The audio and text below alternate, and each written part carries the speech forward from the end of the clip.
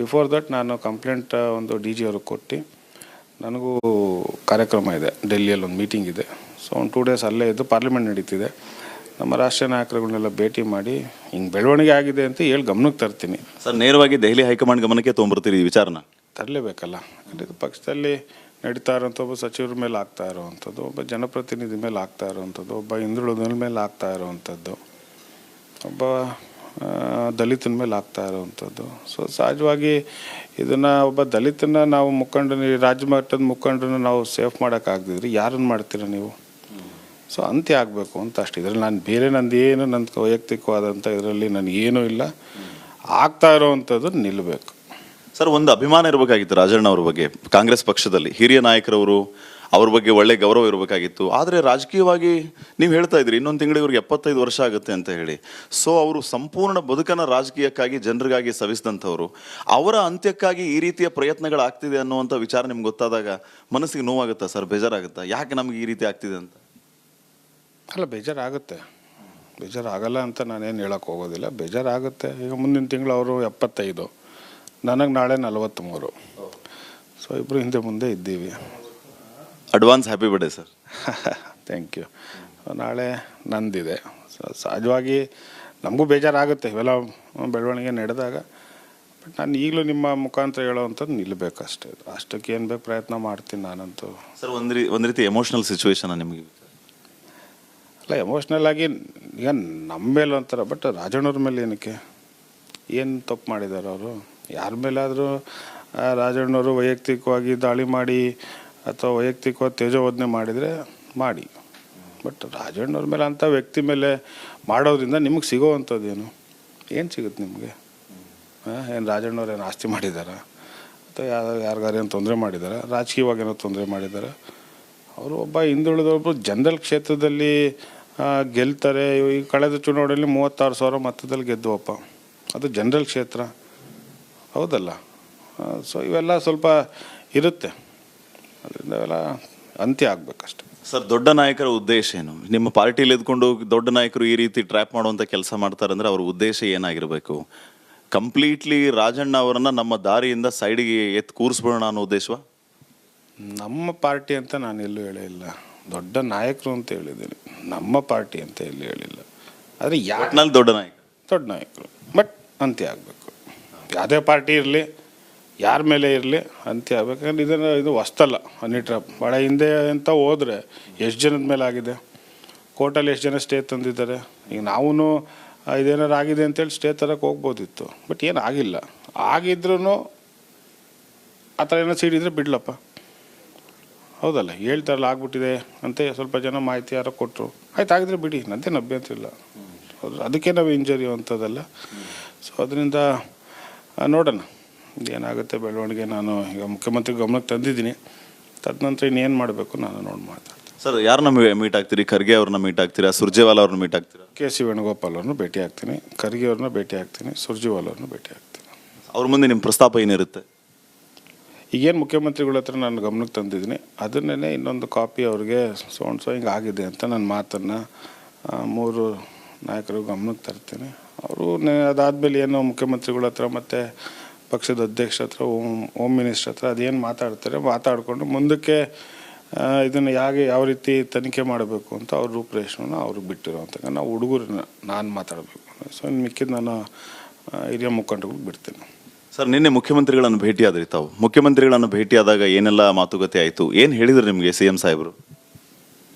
ಸ್ವಲ್ಪ ಹೇಳ್ದೆ, so ಹಿಂಗಾಗಿದೆ sir, ಹಿಂಗೆ ನಡೀತಾ ಇದೆ ಅಂತ. ಸ್ವಲ್ಪ ಅವರು 1 ನಿಮಿಷ 2 ನಿಮಿಷ ಗಾಬರಿ ಆದರು.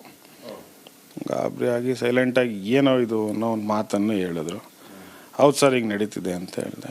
ಆಯ್ತು, ಏನು ಮಾಡಬೇಕು? ನೀವೇನು ಹೇಳ್ತೀರ ಅದು ಮಾಡ್ತೀನಿ ಅಂತ ಹೇಳಿದೆ. ಆಯಿತು, ಕಂಪ್ಲೇಂಟ್ ಕೊಡು, ನಾನು ಆಮೇಲೆ ನಿಮ್ಮ ತಂದೆಯವ್ರ ಹತ್ರ ಮತ್ತು ಹೋಮ್ ಮಿನಿಸ್ಟರ್ ಹತ್ರ ಮಾತಾಡ್ತೀನಿ ಅಂತ ಹೇಳೋರು ಅಷ್ಟೇ. ಸರ್, ರಾಜಣ್ಣ ಅವರು ಸಿದ್ದರಾಮಯ್ಯ ಸಾಹೇಬ್ರಿಗೆ ಪರಮಾಪ್ತರು. ಅವ್ರಿಗೆ ಈ ರೀತಿ ಆಗ್ತಿದೆ ಅಂತಂದಾಗ ಅವ್ರ ಫಸ್ಟ್ ರಿಯಾಕ್ಷನ್ ಯಾವ ರೀತಿ ಇತ್ತು? CM ಅವ್ರದ್ದು ಎಂಥ ಗಾಬರಿ ಆಗ್ತಾರೆ, ಹೌದಲ್ಲ? ಒಬ್ಬ ಇಂಥ ಹಿರಿಯ ನಾಯಕನ ಮೇಲೆ ಆದರೆ ಈ ಸಣ್ಣ ಪುಟ್ಟದವ್ರ ಮೇಲೆ ಯಾರು ಬಿಡ್ತಾರೆ, ಹೌದಲ್ಲ? ಈಗ ಹೊಸ್ದಾಗಿ ಶಾಸಕರಿಗೆ ಗೆದ್ದಿರೋರ್ಗೇನು ಗೊತ್ತೇ ಇರಲ್ಲ, ಏನಾಗುತ್ತೆ ಅನ್ನೋದು ಗೊತ್ತಲ್ಲ. ಈ ಹಿರಿಯ ಶಾಸಕರುಗಳ ಮೇಲೆ ಅವ್ರಿಗೆ ಸ್ವಲ್ಪ ಎಕ್ಸ್ಪೀರಿಯನ್ಸ್ ಇರುತ್ತೆ, ಏನಾಗ್ತಾ ಇರುತ್ತೆ ಅನ್ನೋದೊಂದು ಮೂಮೆಂಟ್ ಅವ್ರಿಗೆ ಗೊತ್ತಿರುತ್ತೆ. ಬಟ್ ಹೊಸ್ದಾಗಿ ಗೆದ್ದಿರೋ ಅಂಥವ್ರಿಗೆ ಏನೂ ಗೊತ್ತೇ ಇಲ್ಲ, ಇದನ್ನು ಕುರಿ ಇದ್ದಂಗೆ ಒಂದು ಬಿದ್ದರೆ ಎಲ್ಲ ಬೀಳ್ತಾವಲ್ಲ ಹಂಗೆ. ಸೊ ಆ ಥರ ಆಗ್ಬೋದೇನೋ ಅಂತ ಭಯ ಅವ್ರಿಗಷ್ಟೇ. ಸರ್, ಸಿದ್ದರಾಮಯ್ಯ ಅವ್ರು ಹೇಳೋವಂಥದ್ದು ವಿಚಾರ ಇದು. ರಾಜಕೀಯದಲ್ಲಿ ಬರೀ ನಿಮ್ಮೆಲ್ಲೇ ಆಗುತ್ತೆ ಅಂತಲ್ಲ, ಈ ಬೆಳವಣಿಗೆನೇ ತಪ್ಪು ಅಂತ ಮಾತನ್ನು ನಿನ್ನೆ ಮುಖ್ಯಮಂತ್ರಿಗಳು ಹೇಳಿರುವಂಥದ್ದು. ಸರ್, ಈಗ legal options as being you are a lawyer also, ಏನೇನು ಆಪ್ಷನ್ಸ್ ಇದೆ, ಏನೇನು ವಿಚಾರನ ನೀವು ಮಾಡಿದ್ದೀರಿ? ಯಾಕಂದರೆ ಸ್ಟಾರ್ಟಿಂಗಲ್ಲಿ ಹೇಳ್ತಾ ಇದ್ರಿ ಯಾವುದೇ ಕಾರಣಕ್ಕೂ ಇದನ್ನು ನಾನು ಬಿಡೋದಿಲ್ಲ, ನಮ್ಮ ತಂದೆಯವರು ಬಿಟ್ಟರು ಅನ್ನೋ ಮಾತನ್ನು ಹೇಳ್ತಾ ಇದ್ರಿ. ಸೊ ಏನೇನು ವಿಚಾರ ಮಾಡಿದ್ದೀರಿ ಅಂತ ಈ ಬಗ್ಗೆ? ಇಲ್ಲ, ನಾನು ನಿನ್ನೆ ಮಾತಾಡೋದ್ರಿಂದ ನಾನು ಈ ಒಂದು 2-3 ಲಾಯರ್ ನನಗೆ ಬೇಕಾದವ್ರ ಅಂತ ಮಾತಾಡಿದ್ದೀನಿ. ಸೊ ಅದು ಏನಿದೆ ತೊಗೊಂಬ ಅಂತಲೂ ಅವರು ಹೇಳಿದ್ದಾರೆ.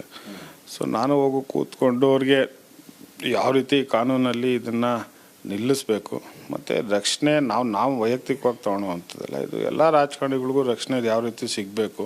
ಆಮೇಲೆ ಇದು ಮಾಡೋವಂಥವ್ರಿಗೆ ಏನೆಲ್ಲ ಕಾನೂನಲ್ಲಿ ಅವ್ರಿಗೆ ಶಿಕ್ಷೆಯನ್ನು ಗುರಿಪಡಿಸ್ಬೇಕು. ಸೊ ಅಂಥದ್ದನ್ನು ತೊಗೊಂಡು ಮಾಡಬೇಕು ಅನ್ನೋವಂಥದ್ದು ನನ್ನ ಭಾವನೆ ಇರೋವಂಥ. ಅದನ್ನು ನಾನು ಸೀನಿಯರ್ ಕೌನ್ಸಿಲ್ ಹತ್ರ ಮಾತಾಡ್ಕೊಂಡು. ಸರ್, ಉನ್ನತ ಮಟ್ಟದ ತನಿಖೆಯಲ್ಲಿ ಎಷ್ಟು ನಂಬಿಕೆ ಇದೆ ನಿಮಗೆ? ಅಲ್ಲ, ಎಷ್ಟು ನಂಬಿಕೆ ಇದೆ ಅನ್ನೋದಕ್ಕಿಂತ ಇದನ್ನು ನಿಲ್ಲಿಸಬೇಕು ಅಂತ ನಾನು ಮೊದಲಿನಿಂದ ಹೇಳ್ತಾ ಇದ್ದೀನಿ.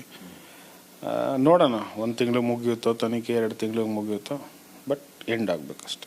ಸರ್, ಈ ರೀತಿ ಸೆಷನ್ನಲ್ಲಿ ರಾಜಣ್ಣ ಅವ್ರು ಹೇಳಿದ ಮೇಲೆ ಕೆಲವು ನಿಮ್ಮ ಕಾಂಗ್ರೆಸ್ನ ಹಿರಿಯ ನಾಯಕರುಗಳು ಒಂದು ಸ್ವಲ್ಪ ಅಸಮಾಧಾನ ವ್ಯಕ್ತಪಡಿಸಿದರು. ನೇರವಾಗಿ ಜಯಚಂದ್ರ ಅವ್ರು ಹೇಳ್ತಾ ಇದ್ರು, ನಮ್ಮ ಪಕ್ಷದ ಚೌಕಟ್ಟಲ್ಲಿ ಮಾತಾಡಬೇಕಾಗಿತ್ತು, ಕ್ಯಾಬಿನೆಟಲ್ಲಿ ಮಾತಾಡಬೇಕಾಗಿತ್ತು, ಹೈಕಮಾಂಡ್ ಲೆವೆಲಲ್ಲಿ ಮಾತಾಡಬೇಕಾಗಿತ್ತು, ಸದನದಲ್ಲಿ ಪ್ರಸ್ತಾಪ ಮಾಡಿದ್ದು ಎಷ್ಟರ ಮಟ್ಟಿಗೆ ಸರಿ ಅನ್ನುವಂಥ ಅಸಮಾಧಾನ ಕಾಂಗ್ರೆಸ್ನವರಲ್ಲೇ. ಇದನ್ನು ನೀವು ಹೆಂಗೆ ನೋಡ್ತೀರಿ? ಅಂಥವ್ರಿಗೆ ಏನು ಹೇಳ್ತೀರಿ ಅಂತ? ಜಯಚಂದ್ರ ಅವ್ರು ಹಿರಿಯರಿದ್ದಾರೆ, ಅವ್ರು ಯಾವ ಒಂದು ಕಾನ್ಸೆಪ್ಟಲ್ಲಿ ಹೇಳಿದ್ರು ನನಗೆ ಅದು ಅರ್ಥ ಆಗಿಲ್ಲ. ಬಟ್ ಇದನ್ನು ಸಚಿವರು ಸದನದಲ್ಲಿ ಮಾತಾಡೋಕ್ಕಿಂತ ಮುಂಚೆ ಮುಖ್ಯಮಂತ್ರಿಗಳ ಹತ್ರ ಗಮನಕ್ಕೆ ತಂದಿದ್ದಾರೆ. ಮುಖ್ಯಮಂತ್ರಿಗಳು ಗಮನಕ್ಕೆ ತಂದು ಆಯಿತು ಅದೇನಿದೆ ನೀನು ಸೆಷನಲ್ಲಿ ಮಾತಾಡು ಅಂತ ಹೇಳಿದ್ಮೇಲೆ ಅವತ್ತು ರಾಜಣ್ಣವ್ರು ಮಾತಾಡಿರುವಂಥದ್ದು. ಈ ವಿಚಾರನ ಸೆಷನಲ್ಲಿ ಮಾತಾಡುವಂಥ ಮುಖ್ಯಮಂತ್ರಿಗಳು ಹೇಳಿದ್ರ? ಮುಖ್ಯಮಂತ್ರಿಗಳು ಗಮನಕ್ಕೆ ತಂದೆ ಮಾಡಿರುವಂಥದ್ದು. ಅವರು ಮಾತಾಡಿ ಅಂತ ಹೇಳಿದರು. ಹೌದು, ಮುಖ್ಯಮಂತ್ರಿಗಳು ಗಮನಕ್ಕೆ ತಂದ ಮೇಲೇ ನಮ್ಮ ರಾಜಣ್ಣವ್ರು ಮಾತಾಡೋದು ಬಿಟ್ಟರೆ ಬೇರೆ ವಿಚಾರದಲ್ಲಿ ಅದನ್ನು ಹೋಮ್ ಮಿನಿಸ್ಟ್ರಿಗೂ ಗೊತ್ತಿದೆ.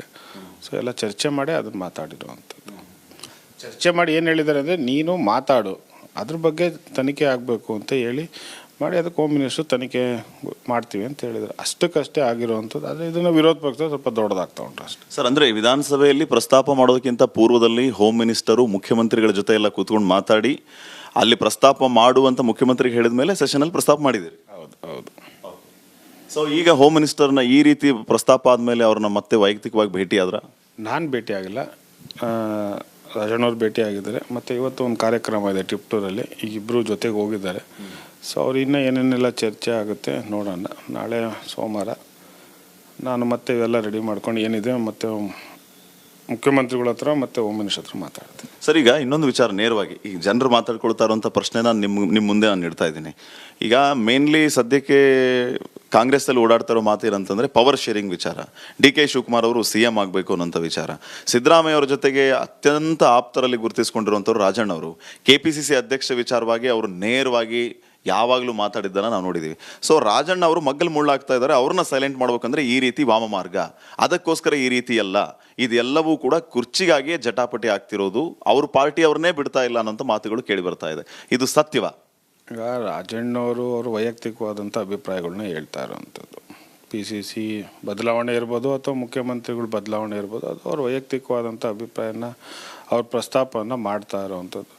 ಯಾರೋ ಒಬ್ಬರು ಶಾಸಕರಿಂದ ನಾವು ಮುಖ್ಯಮಂತ್ರಿ ಬದಲಾವಣೆ ಮಾಡ್ತೀವಿ ಅಥವಾ ಪಕ್ಷದ ಅಧ್ಯಕ್ಷನ ಚೇಂಜ್ ಮಾಡ್ತೀವಿ ಅಂತೆಲ್ಲ ಎಲ್ಲರೂ ಸೇರಿಕೊಂಡು ಅದು 2 ಹುದ್ದೆ ಅಂತ ಬಂದಂಥ ಸಂದರ್ಭದಲ್ಲಿ ಹಿಂದೆ ಕೇಂದ್ರ ನಾಯಕರುಗಳು ಹೇಳಿದಾಗ 2 ಹುದ್ದೆಯಲ್ಲಿ 1 ಹುದ್ದೆ ಇರಬೇಕು ಅಂತ ಅದನ್ನು ಒಂದು ಪ್ರಸ್ತಾಪವನ್ನು ಮಾಡಿರೋವಂಥದ್ದು. ಮುಖ್ಯಮಂತ್ರಿಗಳು ಬದಲಾವಣೆ ಅಂತ ಮಾತನ್ನು ಅದು ಏನು ಹೇಳಿದರೆ ನೀವು ಅವ್ರುಗಳ್ನೇ ಕೇಳ್ಕೊಬೇಕು, ಅದರಲ್ಲಿ ನಾನು ಇಂಟರ್ಫಿಯರ್ ಆಗೋದಿಲ್ಲ. ಸೊ ಅದರಿಂದ ನಾನು ಅದರಲ್ಲಿ ಪಕ್ಷ ನಡೀತಾ ಇದೆ, ಸರ್ಕಾರ ಇದೆ, ಮುಖ್ಯಮಂತ್ರಿಗಳು ಒಳ್ಳೆ ಆಡಳಿತ ಕೊಡ್ತಾ ಇದ್ದಾರೆ, ಎಲ್ಲರ ಆಸೆ ಏನಪ್ಪ ಕಂಟಿನ್ಯೂ ಆಗಲಿ ಅಂತ ಹೇಳ್ತೀವಿ. ಅಷ್ಟು ಬಿಟ್ಟರೆ ಈ ಬದಲಾವಣೆ ವಿಚಾರದಲ್ಲಿ ನನ್ನ ಅಭಿಪ್ರಾಯ ಏನಿರುತ್ತೆ. ಸರ್, ಒಬ್ಬ ನಾಯಕ ಒಬ್ಬ ಹುದ್ದೆ ಅನ್ನುವಂಥ ವಿಚಾರ ನಿಮ್ಮ ಪಕ್ಷದಲ್ಲಿ ಏನಿದೆ, ನಿಮ್ಮ ಅಭಿಪ್ರಾಯ ಏನಿದೆ? ಆಗಬೇಕಾ ಆ ರೀತಿ? ಅಲ್ಲ, ಆಗಬೇಕು ಅಂತಲೇ ಹೇಳಿದ್ದಾರಲ್ಲ. ಈಗ ರಾಷ್ಟ್ರೀಯ ನಾಯಕರೇ ಹೇಳಿರುವಂಥದ್ದು. ಸೊ ಲೋಕಸಭಾ ಚುನಾವಣೆ ಆದಮೇಲೆ ಬದಲಾವಣೆ ಮಾಡ್ತೀನಿ ಅಂತಲೂ ಅವಾಗ ನಮ್ಮ ಇನ್ಚಾರ್ಜ್ ಸುರ್ಜೇವಾಲ ಅವರೇ ಅದನ್ನು ಹೇಳಿದರು. ಸೊ ಅದರಿಂದ ಅದು ಆಗಲಿ ಅಂತ ಎಲ್ಲ ನಾಯಕರುಗಳ ಅಭಿಪ್ರಾಯ. ಅದು ರಾಜಣ್ಣವ್ರು ಒಬ್ಬರದೇ ಅಂತಲ್ಲ, ಬೇರೆ ಹಿರಿಯ ಸಚಿವರುಗಳು ಅದ್ರ ಬಗ್ಗೆ ಮಾತಾಡಿದ್ದಾರೆ. ಒಂದು ಅಧಿಕಾರ 1 ಪೋಸ್ಟ್ ಅಂತ. ಸೊ ಆ ರೀತಿ ಆಗೋದ್ರಲ್ಲೇನು ತಪ್ಪಿಲ್ಲ ಅಂತ ಅಷ್ಟೆ. ಸರ್, ಇನ್ನೊಂದು ವಿಚಾರ, ಈಗ ಈ ರೀತಿ ಹನಿ ಟ್ರ್ಯಾಪ್ನ ವಿಚಾರ ಚರ್ಚೆಗೆ ಆದ ನಂತರ ಈ ಹೇಮಾವತಿ ಕ್ಯಾನಲ್ ಲಿಂಕ್ ವಿಚಾರವಾಗಿಯೂ DK ಶಿವಕುಮಾರ್ ಅವ್ರ ಕಡೆಯಿಂದ ಬೆದರಿಕೆ ಕಾಲ್ಗಳು ಬರ್ತಾ ಇವೆ ಅಂತ ಕೇಳ್ಪಟ್ವಿ. ಶಿವಕುಮಾರ್ ಅವರೆಲ್ಲ ಬೆದರಿಕೆ ಇಲ್ಲವಲ್ಲ ಅವ್ರ ಕಡೆ. ಕುಣಿಗಲ್ ಕ್ಷೇತ್ರದಿಂದ ಮುಖಂಡರುಗಳು ನನಗೆ ಫೋನ್ ಮಾಡಿ ಬೆದರಿಕೆ ಹಾಕಿರುವಂಥದ್ದು, ನನ್ನೇನೆ ಮಾತಾಡಿರುವಂಥದ್ದು. ಏನಂತ ಬೆದರಿಕೆ ಆಗಿದೆ? ಲಿಂಕೆನಲ್ ವಿಚಾರದಲ್ಲಿ ಏನು ನೀನು ನಿಮ್ಮಪ್ಪ ತಡಿತಾ ಇದ್ದೀರಾ, ನಿಮ್ಮ ತಾಕತ್ತಿದ್ರೆ ತಾಲೂಕಿಗೆ ಬನ್ನಿ. ನಾನು ಹೇಳ್ದಲ್ಲಪ್ಪ, ನಿಮ್ಮ ನೀರು ತೊಗೊಂಡೋಗಿ ನೀವು ನಿಲ್ಲಿಸ್ಕೊಂಡ್ರೆ ನಾವು ಕೊರಟಗೆರೆಯವರು, ಈ ಭಾಗದವ್ರು, ತುಮಕೂರು ಗ್ರಾಮಾಂತರ ಗುಬ್ಬಿಯವ್ರು ಏನಾಗಬೇಕು? ನಾವು ಕೇಳ್ತಿರೋದು ಕುಡಿಯೋ ನೀರಿಗೆ. ನೀವು ಅದನ್ನೇ ನೀವು ಅಲ್ಲಿ ನೀರು ಹಾಕ್ಕೊಂಡ್ರೆ ಏನು ಮಾಡಿ ಆಯ್ತು? ಈಗ ಟೆಂಡರ್ ಮಾಡ್ತಾ ಇದ್ದೀರಾ, ಮಾಡಿದ್ದೀರಾ, ತೊಗೊಂಡೋಗಿ, ನಮ್ದೇನಾಗುತ್ತಪ್ಪ? ಆಯ್ತು, ಕಡೆಗೆ ನಾನೇನು ಹೇಳಿದ್ದೀನಿ, ಆಯ್ತು ರೀ, ನೀವು ಏನೋ ಕುಣಿಗಲವ್ರು ಮಾತಾಡ್ತೀರಿ, ನೀವು ಏನಾದ್ರು ಕೊರಟಗೆರೆ ಕ್ಷೇತ್ರದವರು ಅಥವಾ ಮದ್ದಿರಿ ಕ್ಷೇತ್ರದವ್ರು ಆಗಿದ್ರೆ ನೀರಿಗೆ ತೊಂದರೆ ಏನು ಮಾಡ್ತಿದ್ರಪ್ಪ? ನಾವು ಕೇಳೋದೇ ನಮ್ಗೆ ಲಾಸ್ಟ್ ಬರೋದು ನೀರು. ಹೇಮಾವತಿ ನಮ್ಗೆ ನೀರು ಬರೋದು ನವಂಬರ್ ಡಿಸೆಂಬರಲ್ಲಿ ಬರೋ ಅಂಥದ್ದು. ಅದನ್ನು ಒಂದು ಕೆರೆ ತುಂಬಿಸ್ಕೊಳ್ಳೋ ಅಷ್ಟರಲ್ಲೇ ಕಷ್ಟ. ಮಧ್ಯದಲ್ಲಿ ಪೈಪ್ಲೈನ್ ಹೊಡೆದೋಗುತ್ತೆ, ಅದಾಗುತ್ತೆ, ಇದಾಗುತ್ತೆ. ಲಾಸ್ಟ್ ಬಾರಿ ಹಂಗೆ ಆಯಿತು, ಪೈಪ್ಲೈನ್ಗಳು ಹೊಡೆದೋಗಿತ್ತು, ನೀರೇ ಬರಲಿಲ್ಲ ನಮಗೆ. ಇವ್ರು ನೀರು ತೊಗೊಂಡಿಲ್ವಾ? ಸೊ ಅದನ್ನು ನಾನು ಹೇಳಿದ್ರೆ, ಏನು ಹೆಂಗೆ ಬರ್ತೀಯ ನಿಂಗೆ ಕ್ಷೇತ್ರಕ್ಕೆ? ನಾನೊಬ್ಬ ಗ್ರಾಮ ಪಂಚಾಯತಿ ಸದಸ್ಯ, ನಿನ್ಗೆ ಓಟ್ ಹಾಕಿದ್ದೀನಿ, ಆದರೆ ನೀನು ಹೆಂಗೆ ಬರ್ತೀಯ? ಸೊ ಈಗ ಅದ್ರ ಬಗ್ಗೆ ನಾನು ಚರ್ಚೆ ಯಾಕೆ ಮಾಡಬೇಕು ಅಂತೇಳಿ ನಿಲ್ಲಿಸ್ತೆ. ಸರ್, ನೀವು ಹೇಳ್ತಾ ಇದ್ರಿ ಮುಖ್ಯಮಂತ್ರಿಗಳು ಕಂಪ್ಲೇಂಟ್ ಕೊಡೋಕೆ ಹೇಳಿದ್ದಾರೆ ಅಂತ ಹೇಳಿ. ಸೊ ಕಂಪ್ಲೇಂಟ್ ಕೊಡೋದಕ್ಕೆ ಪೂರಕವಾದಂಥ ಎಲ್ಲ ದಾಖಲೆಗಳನ್ನು ನೀವು ಇಟ್ಕೊಂಡಿದ್ದಾರೆ. ಏನೆಲ್ಲ ದಾಖಲೆಗಳು ನಿಮ್ಮ ಹತ್ರ ಇದೆ ಈ ಹನಿ ಟ್ರ್ಯಾಪ್ ವಿಚಾರವಾಗಿ? ನಂದು ಏನು ದಾಖಲೆ ಇದೆ ನಾನು ಮುಖ್ಯಮಂತ್ರಿಗಳಿಗೆ ತೋರಿಸಿದ್ದೀನಿ. ಸೊ ಅದೇ ದಾಖಲೆನ DG ಅವ್ರಿಗೂ ಒಂದು ಸೆಟ್ ಕೊಡ್ತೀನಿ. ಸೊ ಅದ್ರ ಮೇಲೆ ಅವ್ರು ತನಿಖೆ ಮಾಡಲಿ. DG IGP ಅವರಿಗೆ ದೂರು ಕೊಡ್ತೀರಿ? DG ಅವ್ರಿಗೆ ಕೊಡ್ತೀನಿ. ಲೇಟ್ ಆಯ್ತಾ ಸರ್ ಕಂಪ್ಲೇಂಟ್ ಕೊಡೋದಕ್ಕೆ? ಅವಾಗಲೇ ಕೊಡಬೇಕಾಗಿತ್ತಾ ಅಂತ? ಅಲ್ಲ, ನಾನು ಮುಖ್ಯಮಂತ್ರಿಗಳನ್ನ ಭೇಟಿ ಆಗಿರೋದೇ ನಿನ್ನೆ ಅಲ್ಲ, ಅವ್ರನ್ನ ಭೇಟಿಯಾಗಿ ನಾನು ಕೊಡ್ತೀನಿ ಅಂತ ಹೇಳಿರೋವಂಥದ್ದು. ಸೊ ನನಗೂ 1-2 ದಿವಸ ನಾನು ಲಾಯರ್ಗಳನ್ನ ಮಾತಾಡಿ ಅದೊಂದು ಡ್ರಾಫ್ಟ್ ಮಾಡಿ ತೊಗೊಂಡೋಗಿ ಮತ್ತೆ ಅದು ಕಾಪಿನ ಮುಖ್ಯಮಂತ್ರಿಗಳಿಗೆ ತೋರಿಸಿ ಕೊಡ್ತೀನಿ ನಾನು. ಸರ್, ಯಾವಾಗ ಕಂಪ್ಲೇಂಟ್ ಕೊಡ್ತಾ ಇದ್ದೀರಿ? ಐ ಥಿಂಕ್ ವೆಡ್ನೆಸ್ಡೇ ಒಳಗಡೆ ಕೊಡ್ತೀನಿ. ಹೈಕಮಾಂಡ್ನ ಯಾವಾಗ ಭೇಟಿ ಆಗ್ತಾ ಇದ್ದೀರಿ? ಕೊಟ್ಟೆ ಹೋಗ್ತೀನಿ, ಯಾಕಂದ್ರೆ ನಾನು ಅವತ್ತೇ ಹೋಗಬೇಕು. ಗುರುವಾರ ನನಗಲ್ಲಿ ಮೀಟಿಂಗ್ ಇದೆ. ಸೊ ನಾನು ಬುಧವಾರ ಅವತ್ತು ಎಷ್ಟೊತ್ತರಲ್ಲಿ ನಾನು ಡೆಲ್ಲಿ ಹೋಗ್ತೀನಿ. ಸರ್, ಹೈಕಮಾಂಡ್ ಮುಂದೆ ನಿಮ್ಮ ಮನವಿ ಪ್ರಸ್ತಾಪ ಏನಿರುತ್ತೆ? ಇದು ಸ್ಟಾಪ್ ಆಗಬೇಕು ಅಂತನಾ ಅಥವಾ ಆ ಥರ ಮಾಡ್ತಾ ಇರೋರಿಗೆ ಮೂಗ್ದಾರ ಹಾಕಿ ಅಂತನಾ? ಮೂಗ್ದಾರ ಅದು ಹಾಕುವಂಥದ್ದು ಅವ್ರಿಗೆ ಬಿಟ್ಟಿದ್ದು, ಬಟ್ ಸ್ಟಾಪ್ ಆಗಬೇಕು. ಯಾರು ಹಿಂದೆ ಇದ್ದಾರೆ ಅದು ನಿಲ್ಲಬೇಕು. ನಮ್ಗೆ ಆಗ್ತಾ ಇರೋವಂಥದ್ದನ್ನು ಬೇರೆಯವ್ರಿಗೆ ಹಾಕ್ಬಾರ್ದು. ಹೈಕಮಾಂಡ್ ಮೂಗ್ದಾರ ಹಾಕಬೇಕು ಅಂತಂದರೆ ಆ ನಾಯಕರು ನಿಮ್ಮಲ್ಲೇ ಇರಬೇಕು. ನಮ್ಮಲ್ಲಿ ಇದ್ದಾರೋ ಬೇರೆ ಕಡೆ ಇದ್ದಾರೋ ಗೊತ್ತಿಲ್ಲ, ತನಿಖೆಯಲ್ಲಿ ಬರುತ್ತೆ. ಸರ್, ಒಬ್ಬ ಮಹಾನಾಯಕರ ಬಗ್ಗೆ ಭಾರಿ ಚರ್ಚೆ ಆಗ್ತಾ ಇದೆ. ಹಿಂದೆ ಮಹಾನಾಯಕರಿದ್ದಾರೆ ಅಂತ. ಯಾರು ಸರ್ ಆ ಮಹಾನಾಯಕರು? ಯಾಕೆ ಹನಿ ಟ್ರ್ಯಾಪ್ ಮಾಡ್ತಿದ್ದಾರೆ?